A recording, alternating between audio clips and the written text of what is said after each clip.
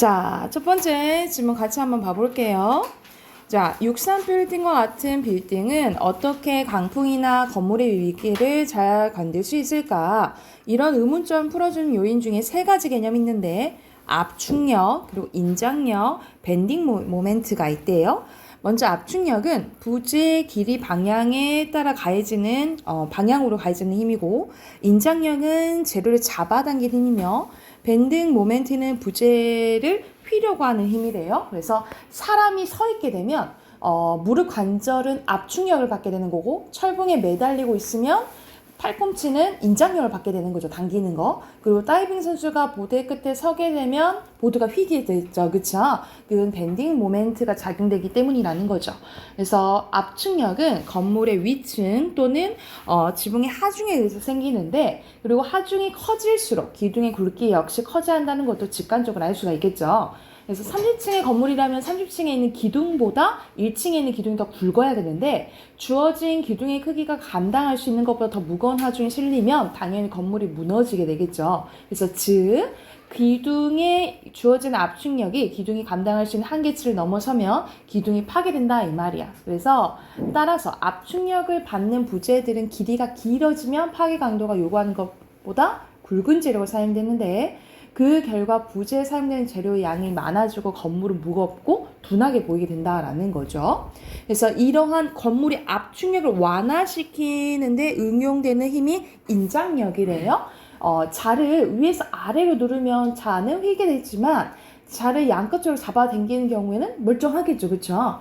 왜냐하면 인장력에 의해 버클링이 발생하지 않기 때문인데, 인장력을 받는 부재들은 꼭 필요한 강도만큼의 굵기만 사용하면 된다라는 거죠. 그래서 아무리 부재의 길이가 길어도 관계가 없다라는 게 이제 인장력에 관련된 거지. 그래서 줄과 같이 압축에 저항력을 갖지 못한 부재들은 압축력에는 전혀 저항할 수 없지만 인장력에 쓸모있게 저항할 수 있습니다. 그래서 예를 들어, 그래서 이제 예시 나오네. 다리 상반을 긴 줄로 이어 당겨주는 사장교나 현수교 같은 우리 다리 있잖아요. 그쵸? 같은 교량은 줄의 인장력으로 다리 상판의 압축력 완화시킨 경우라는 거죠. 자, 세 번째입니다. 밴딩 모멘트는 부재를 휘려고 하는 힘인데, 플라스틱 자를 한 손에 잡고 옆으로 당겼을 때 자가 휘어지는 경우를 말합니다. 그래서 낚싯대에 고기가 걸리면 낚싯대가 휘게 될 경우 낚싯대가 지탱하는 힘을 밴딩 모멘트라고 하는데, 이러한 밴딩 모멘트의 특징은 부재의 길이와 지점에 따라 그 크기가 달라진다는 거죠. 그래서 즉 다이빙 보드의 끝에 선수가 섰을 때 길이가 긴 보드는 짧은 것보다 많이 휘겠죠. 또한 같은 길이의 부재라도 지지점이 가까울수록 밴딩 모멘트 크기가 커진대요. 그래서 낚싯대에 같이 우리가 이제 가장 가까운 데 이제 우리가 잡는데, 여기가 제일 이제 굵게 제작된다는 거지. 그리고 바람이 세게 불 경우도 빌딩이나 건축물들 이런 원리를 참고해서 설계한다는 거죠. 그래서 이 상의 세 가지 힘 종이 어떻게 달라지냐에 따라서 건물의 디자인도 달라질 수 있다라는 내용이라고 보시면 돼요. 그러면 문제 답하긴 바로 해볼게요. 1번에 알 수 없는 내용 뭐예요? 모양과 인장력 관련했던 거지. 그쵸. 자재 관련된 게 있죠. 그쵸. 그리고 딱 봐도 이거는 뭐야? 밴딩 모멘트. 그치. 휘어지잖아. 그치. 무게에 따라서. 그치. 그리고 나아가 인장력이 되겠죠. 그러면 4번이네. 그치. 그리고 3번에 한계치 했을 때의 치예요. 알맞지 않은 것은 여기서는 이건 한계치는 값이겠지, 그치? 그럼 값과 관련 없는 것은 5번이겠죠, 그쵸? 자, 뒤에는 내용 유치 문제네요. 1번에 당연히 무거운 하중이 실리면 건물이 무너질 수 있겠죠, 그쵸? 그리고 인장력을 받은 부재들은 강도 많고 굵기만 사용하면 되고요. 그리고 지점이 멀어질수록 크게 커진다 했어? 가까워질수록. 그래서 낚싯대도 굵은데 우리 손잡이 잡는 데가 더 제일 강한다 했잖아. X죠. 그리고 압축력 완화시킨 거 맞죠? O예요. 자, 무릎 관절은 압축력, 그리고 당기는 거 인장력, 마지막 밴딩 모멘트 동그라미 치시면 되고요. 빈칸도 너무 쉽대. 인장력, 그리고 휘려고 넣으시면 됩니다. 됐죠? 어휘 가볼게요. 자, 어휘 여러분 거 순서대로 감당, 소요, 직관적이에요. 그리고 여기서는 사이시옷이 들어가냐 안 들어가는데 우리가 고유어 플러스 고유어거나 낚싯대 우리가 뒤에 된 소리가 나잖아. 이럴 때는 고유어 플러스 고유어거나 고유어 플러스 한자어면 사이시옷이 들어가요. 그래서 여기서는 들어간다 라고 보시면 되고, 그리고 낚시 끄는 그냥 꾸는 뒤에가 그냥 된 소리잖아. 그치? 사이시옷이 들어갈 필요가 없는 거죠. 첫 번째입니다. 자, 두 번째 것도 이어서 가볼게요. 자, 물고기가 무리 지어 다니는 이유에 대해서 나오네. 자, 무리를 지어 몰려다니는 송사리 움직임은 명령에 따라 움직이는 군대처럼 일사불란한데 피라미드는 개울에 빨린 물살에도 불구하고 유연한 동작으로 무리 지어 다닙니다. 이처럼 물고기들이 무리 지는 광경은 밀물에서뿐만 아니라 바다에서도 볼 수 있는데, 그래서 어부들은 한 번에 투망 작업으로 수천 마리 물고기를 한 번에 낚을 수 있는 거죠. 근데 왜 이렇게 무리지어 다닐까 하고 의문 제기했네. 두세 마리의 에서 이제 수백 마리 이르는 물고기들이 무리를 지어 일제히 헤엄칠 때 멀리서 보면 하나의 커다란 생물체 같은데 무리 안에서 일정 우두머리가 없대요. 없고 무리가 오른쪽이나 왼쪽을 선회할 때는 측면에 있는 개체들이 선도한다라는 이제 내용이네요. 그러니까 앞에 있는 애들이 아닌 거지. 물고기들이 무리를 이룰 때 동원되는 감각 중 중요한 것은 시각과 옆줄 감각인데 물고기의 시력은 0.5 이하로 약한 편이어서 명암 구분만 가능하지만 움직이는 물체를 감지하는 능력은 사람의 2배 정도래요. 그래서 무리 지어 다니는 물고기들은 대개 반짝이는 몸을 가졌는데 이것은 시각을 자극하여 무리의 움직임을 유도하는 기능을 한다라는 거죠. 또 대개는 물고기들은 다른 생물이나 물체, 물의 흐름, 그리고 진동, 온도, 깊이 등을 감지하는 옆줄이 있는데 물고기의 무리가 흐트러지지 않고 대열을 유지할 수 있는 것도 이 옆줄 감각 때문이래요. 무리 안에서 각 개체들은 에너지 소비를 최소한을 줄일 수 있는데 동료들이 사용하는 에너지를 효율적으로 이용할 수 있는 지혜 덕택인데 개체마다 중앙이 굵고 그리고 머리가 끝이 이렇게 얍실해지죠. 가늘어지죠. 그렇죠? 그래서 소용돌이를 만드는데 물고기들은 이 소용돌이를 이용해서 단거리를 이동해 갈 수 있는데 이게 유체역학적인 원리와 관련이 있대요. 그래서 A 부분 이제 중점적으로 보면 되겠죠. 그쵸?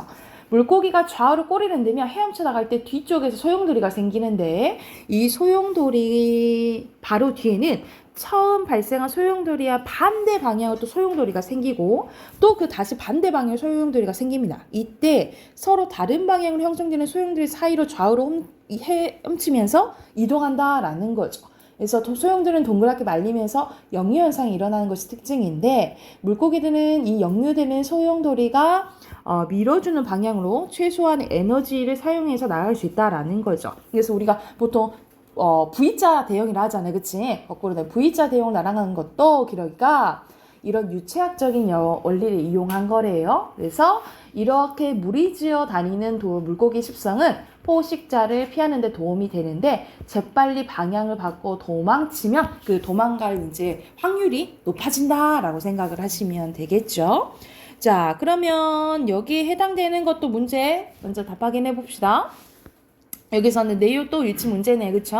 알맞지 않은 것은? 2번. 여기서는 3번. 체형은 가운데가 두툼하고 얍실해진다 했죠. 머리, 꼬리로. 이거 나왔고 여기서는 물고기가 이렇게 무리지어 다니는 관련된 거지 생태 환경까지 안 나왔고요. 자, 여기서는 이렇게 돼야겠지. 반대 방향이니까 A, 니은 다거나 C, 니은 가야 되겠죠. 그치? 그럼 해당하는 거 뭐예요? 5번. 5번이 되겠죠. 그쵸? 반대 방향으로 다 가야 되니까. 이해됐을까요? 자, 그리고 옆줄의 기능은 감지한다 했죠? 1번입니다.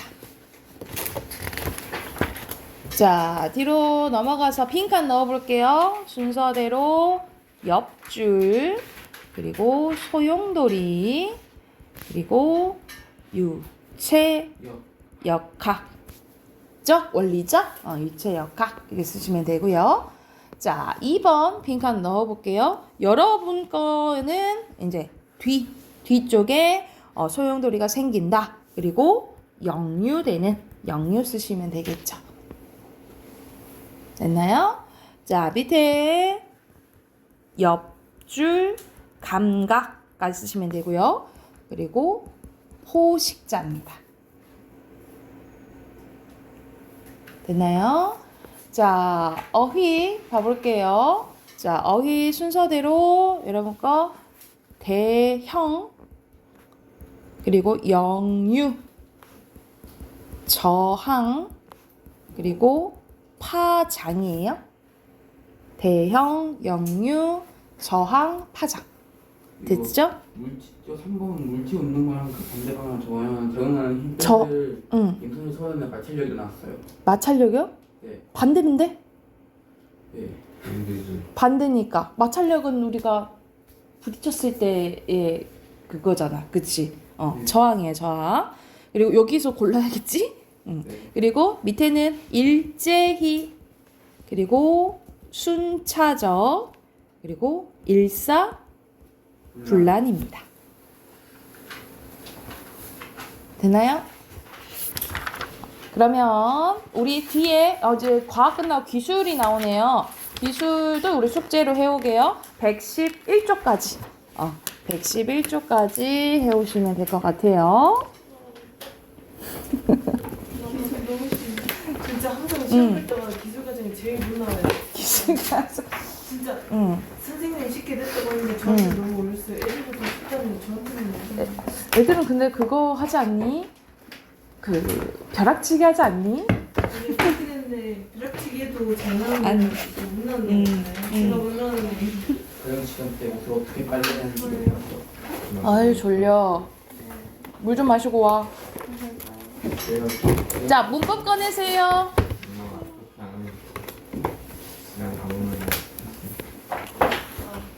48쪽입니다. 네. 5시에 잤어요? 맞췄지 내가? 그림 그리다 잤어? 아니요, 그냥 다른 거 대피해서 해줬다가 뭐 했다가? 글 쓰는 거 대피라는 게 있거든요. 글 쓰는 게 있다고? 네, 글 쓰고 잤어요. 다 하긴 했어? 네, 방금. 자, 오늘 품사를 끝낼 거예요. 네? 자, 오늘 품사를 끝낼 거예요. 자, 우리 저번 시간에 이제 용언 했고, 이제 수식을 할 건데, 여러분, 내일은 월말 평가한 거 알죠? 내일은 월말 평가에서 음홍 변동 볼 거고, 근데 어렵게는 안 냈어요. 여러분, 거의 이제 이 내용 이해를 했는지 확인하는 정도니까, 그렇다고 공부 안 하면 안 되고, 하셔야 돼요. 아셨죠? 자, 수식어 봐볼게요. 진도 인생에서 나갈게. 자, 수식어는 말 그대로 수식하는 거, 다른 말을 꾸며주는 말이라고 생각하시면 되겠죠. 그래서 두 가지가 있는데 뭐 있어? 관형사와 부사가 있어요. 자, 전반적으로 수식어의 특징은 관형사는 체언을 꾸미고 부사는 그 외의 것들, 용언, 다른 부사, 문장 전체를 꾸미고요. 형태가 변하지 않는 무슨 어? 불변어. 그리고 가장 큰 특징입니다. 별표. 자, 관형사는 조사 결합할 수 없지만 부사는 조사와 결합하기도 해요. 그래서 관형사는 조사 결합할 수 없어요. 이게 가장 관형사와 부사의 차이점이라고 생각하시면 돼요. 이 조사와 결합하지 않는 게 두 가지가 있거든요. 그래서 관형사랑 앞에서 말한 관형사랑 감탄사라고 하고는 결합하지 않는다라고 기억하시면 돼요. 조사는 결합하지 않는 게 두 가지가 딱 있는데 뭐랑 뭐를 결합하네? 관형사랑 감탄사랑은 결합하지 않는다라고 보시면 됩니다. 그리고 부사도 조사와 결합하긴 하는데 특히 우리 조사 이제 이따가 배울 건데 보조사랑 이제 보통 결합한다라고 생각하시면 돼요. 자, 관형사와 부사는 종류가 좀 많습니다. 잘 보아야 되는데 먼저 관형사 봐볼게요. 관형사는 어떤의 방식으로 체언을 꾸며주는 역할을 해요. 그러니까 어떤 뭐 이렇게 되는 거야. 그래서 자, 체언에 우리 뭐 있지? 명사, 대명사, 수사. 그치? 명사, 대명사, 수사를 꾸며준 게 관형사인데요. 주로 명사를 꾸미고요. 조사와 결합할 수 없습니다. 그래서 종류가 세 종류가 있는데 첫 번째 성상, 지시, 그 다음 수관형사예요. 성상은 선생님 말 어렵다고 생각하면 안 되고 성질과 상태 줄임말을 생각하시면 돼요. 성질이나 상태를 나타내는 관형사가 성상관형사고요. 그래서 대표적인 예시가 예를 들어 새집, 헌집, 옛집 이런 것들 있죠?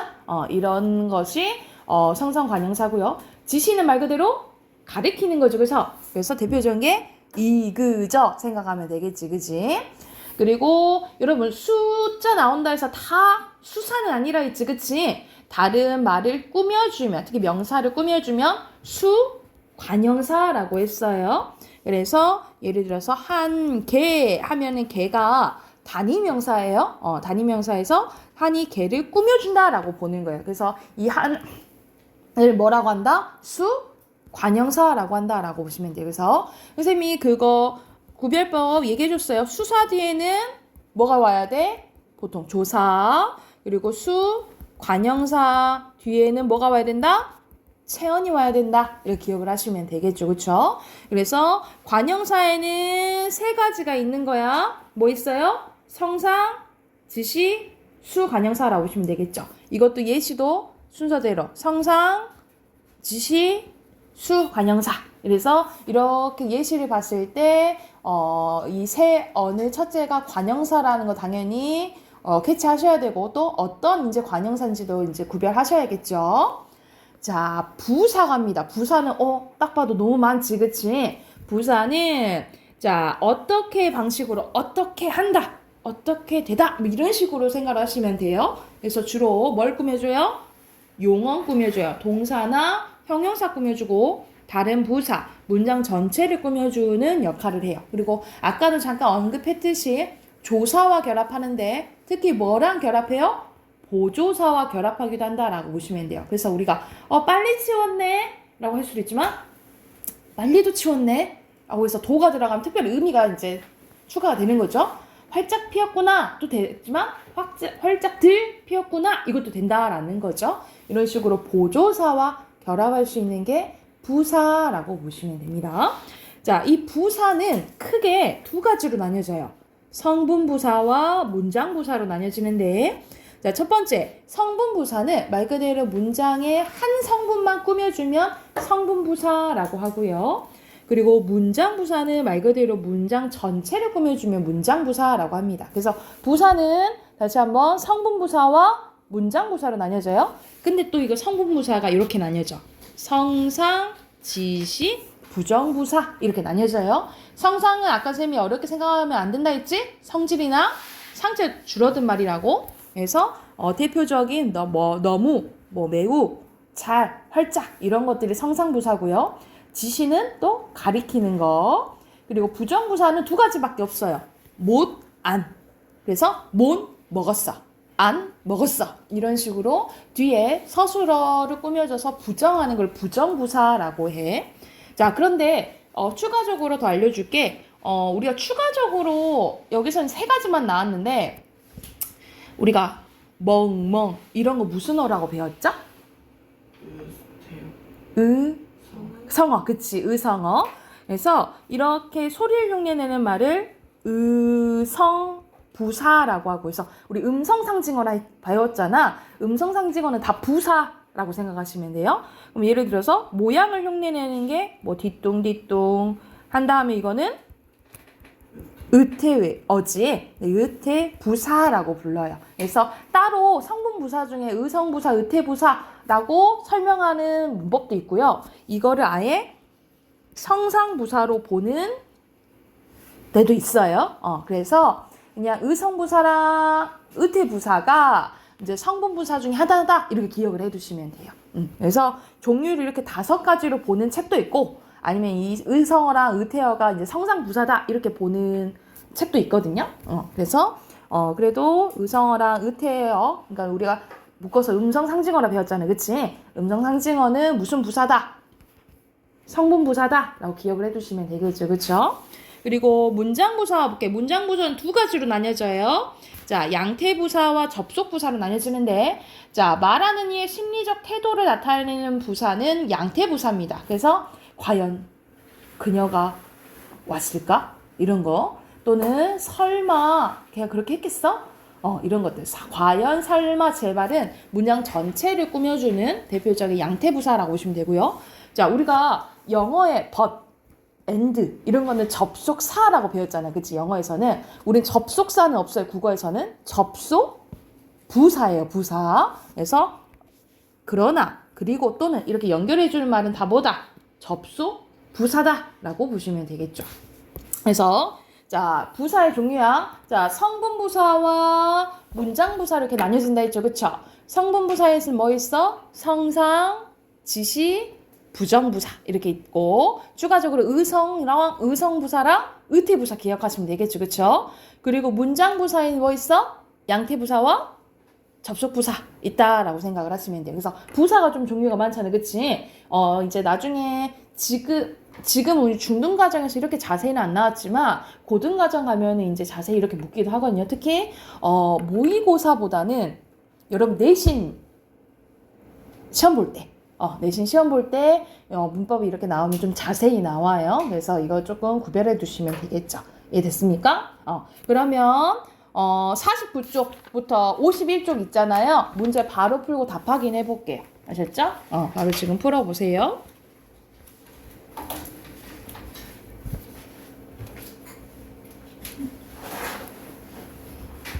49쪽. 자, 1번에 관형사는 형태가 변하지 않죠. 불변하죠. 그죠? 그리고 조사 결합하는 것은 부사죠. 그리고 부사는 용언 꾸며주는 거 맞죠? 자, 무척, 부사, 온갖 맛 꾸며주잖아. 관형사. 그리고 가난하지만 꾸며주니까 부사죠. 자, 여기서 새, 두, 그래서 몹시가 이제 수식어인데, 자, 대상이나 성질 나타내는 거 새 있죠? 사용됐고요. 수량 순서 나타내는 거, 수량 순서 나타내는 거 사용됐고요. 특정한 대상을 가리키는 지시관형사 사용되지 않았고요. 그리고 접속부사 사용되었죠. 그리고 문장 성분, 성분부사, 문장부사, 성분부사, 성분부사죠.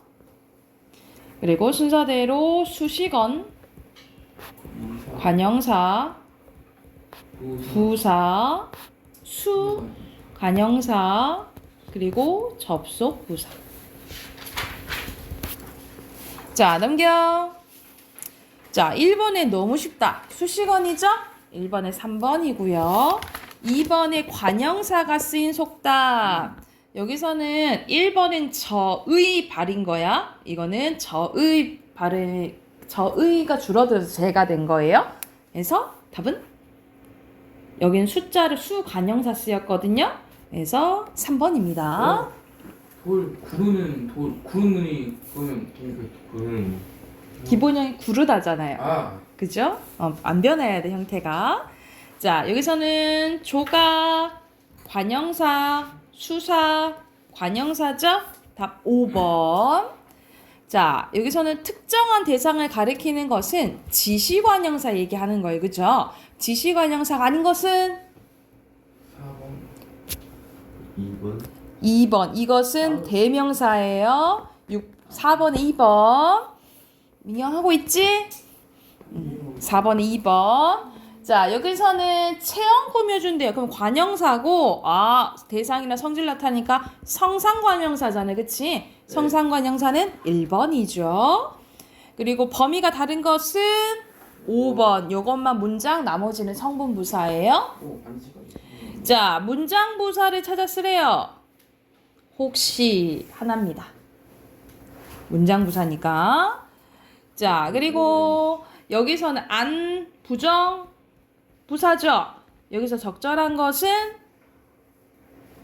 3번이고요. 그리고 매우는 뭐 꾸며줘요? 많이 꾸며주지. 뭐야, 너무 쉽잖아. 1번이죠. 그리고 여기서는 이는 관형사, 너무는 부사죠. 적절한 거네. 몇 번이에요? 4번이고요. 자, 관형사 부사 쓰인 거 부사 관형사 부사 관형사 부사 관형사 답 1번이네요. 자, 여기서는 관형사 부사 다 구별하네. 32단 꾸며주죠. 네. 관형사 가는 기본형이 뭐야? 가다지. 이건 동사예요. 땡 이건 넣으면 안 돼. 그리고 디귿 관형사 그리고 아야 미안해. 가양 부사. 부사죠. 부정 부사죠. 그리고 리을 부사 아주 부사 그가 관형사예요. 그래서 니은 빼고 다 넣으시면 돼요. 니은은 맞아, 왜 틀리면? 네? 니은은 아니에요. 네. 왜냐하면 동사니까 아까 그랬잖아. 동사니까. 됐나요? 자, 52쪽 겁니다. 52쪽. 자, 오늘 조사랑 이제 감단사 하면 끝나요. 자, 관계형 중에 하나는 조사가 있는데 자, 이 조사의 특징은 형태가 변하지 않아요. 불변어지만 예외적으로 뭐는 서술격 조사 2단은 얘는 가변어라고 했죠. 얘만 활용을 해서 가변어예요. 자, 홀로 쓸 수 없고 다른 말이 붙어서 나타나고요. 주로 체언이랑 결합하지만 아까 선생님이 체언이랑 짝꿍이라 했잖아. 그치? 그런데 용언, 부사, 다른 조사와도 결합 가능하다라고 보시면 되고 자, 이 조사가 이것도 종류가 나뉘어져요. 어떻게 나뉘어지냐면 민경아 고개를 들라. 자, 어떻게 나뉘어지냐면 세 가지로 나뉘어져요. 어떻게 나뉘어지면 격조사, 보조사, 접속조사 이렇게 세 가지로 나뉘어져. 근데 이 격조사가 너무너무 중요해요. 이 격조사. 자, 격조사, 보조사, 접속조사로 나뉘어지는데 자, 격조사는 말 그대로 자격을 부여해준다라고 보시면 돼요. 자, 우리가 문장 성분 배웠었는데 자, 이 문장 성분이 여러분 이제 3학년 때 나와요. 3학년 때 이제 시험 범위로 나오는데 자, 우리 문장 성분 잠깐만 설명을 해주면 자, 문장 성분은 7개입니다. 그래서 여러분 주어, 문장에 꼭 필요한 게 주어랑 뭐지? 서술어지, 그치? 그리고 목적어, 보어, 이게 주성분이에요. 그래서 문장에서 꼭 필요한 성분이고 우리가 체언을 꾸며주는 거 우리 앞에서는 관형사라고 배웠죠. 근데 문장에서 체언을 꾸며준 역할하는 게 관형어예요. 그리고 부사어 그리고 혼자 쓰이는 게 독립어입니다. 그래서 문장 성분은 어로 끝나요. 그래서 이 문장 성분 역할을 하도록 자격을 부여해주는 게 지금 배울 무슨 조사인 거야? 격조사라고 생각하시면 돼요. 격조사. 그래서 우리가 보통 주어를 만들어주면 은는이가 붙은 거 아니에요? 이렇게 배웠지, 그치? 근데 은는은 보조사예요, 여러분. 은는은 보조사고, 자, 주격조사는 이가 생각하시면 돼요. 이가. 그리고 서술어를 만들어주는 것은 서술격조사 아까 뭐 있다 했어? 있다 했죠? 이다. 목적어를 만들어주는 것은 을. 보어를 만들어주는 거는 이가. 선생님이 아까 전에 주격조사가 이가라면서요. 근데 보어는 되다 아니다. 예를 들어서 나는 의사가 되었다. 여러분 의사가가 없으면 나는 되었다. 부족하지. 이렇게 보충해주는 말을 보어라고 하는데 되다, 아니다, 앞에서만 보어예요. 그래서 이때는 보격조사라고 해요. 이가를 보격조사라고 해. 그리고 관형격 조사는 의 하나고요. 의. 그리고 부사격 조사는 좀 많아요. 그래서 나머지 걸 외우고 웬만한 나머지 건 부사격 조사라고 생각하면 돼. 예를 들어서 에게, 으로 막 이런 것들 있죠. 그래서 부사격 조사는 좀 더 많거든요. 맞는데 나머지 걸 외우면 되겠지. 그리고 독립어를 만들어주는 거. 그래서 민경아 아니면 하유라 했을 때 아나 야 있죠. 아나 야 이렇게 부르는 걸 호격조사라고 해요. 부를 호자를 써서. 그래서 이렇게 문장 성분의 자격을 만들어준 게 말 그대로 무슨 조사라고? 격조사라고 생각하시면 돼요. 그래서 밑에 여러분 표 봐보자. 표 보면은 그래서 문장 성분 아까 몇 가지라 했어? 7가지라 했죠. 그쵸? 그래서 격조사도 7개예요. 7개. 자, 주격조사가 뭐 있다고? 이가 높임을 나타내는 건 깨서 에서도 있어요. 단체를 나타내는 거.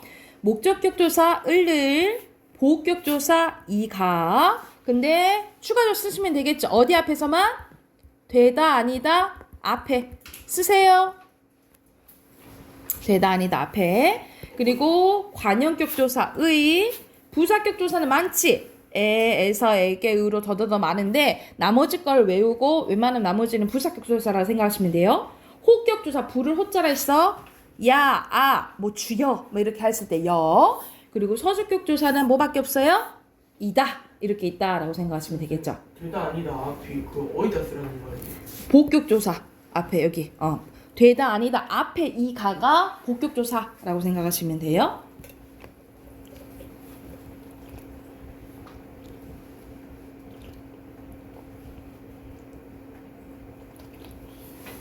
됐을까요? 자, 그러면 격조사 끝나요. 격조사 7개고. 자, 보조사 볼게요. 보조사는 특별한 뜻을 더해주는 조사입니다. 그래서 아까 전에 은는 말했죠? 은는은 보조사예요. 또는 예를 들어서 나는 너를 좋아해라. 난 너만 좋아해는 다르죠, 그쵸? 이런 만, 난 너도 좋아해. 그리고 여러분 여기 이거 알아나? 우리가 선생님 그만해요 했을 때 존댓말이죠. 근데 이건 어미가 아니고 존대를 나타내는 보조사예요. 그래서 어미라고 헷갈리는 경우가 많은데 우리 존댓말 할 때 해요 할 때 요 있죠. 이거는 보조사라고 생각하시면 되고요. 부터까지는 보조사라고 생각을 하시면 됩니다. 이해가 됐을까요? 보조사고. 자, 접속조사는 잘 보자. 두 단어를 같은 자격으로 이어주는 거야. 이 같은 자격이란 건 뭐냐면 나는 여기 예시문 써놓자. 사과와 배를 샀다 라는 문장이 있으면 나는이 주어져. 샀다가 서술어지. 그치? 근데 사과 배를은 을이 붙었으니까 뭐야? 목적어죠. 그쵸? 근데 여기서 와 봐볼까? 와는 사과와 배를 이어주죠. 네. 그래서 같은 목적어 역할을 하도록 만들어주는 거야. 이런 식으로 이게 그 말이에요. 같은 자격으로 만들어서 이어주는 거를 뭐라고 한다고?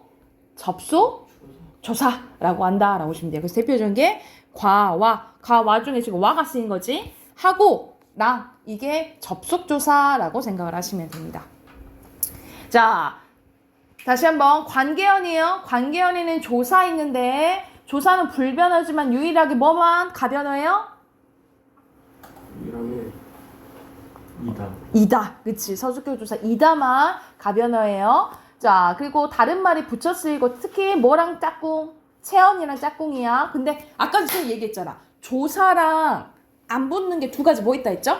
관계연이 관형사와 명사 독립 그거 감탄사. 그렇지. 감탄사랑은 안 붙는다라고 생각을 하시면 돼요. 그리고 조사는 3가지로 나뉘어진데 뭐야? 격조사, 보조사, 접속조사 이렇게 3가지로 나뉘어진다라고 생각하시면 되고 격조사는 자격 부여해준다 했잖아. 그래서 문장 성문 역할을 하도록 만들어주는데 그래서 총 몇 개다?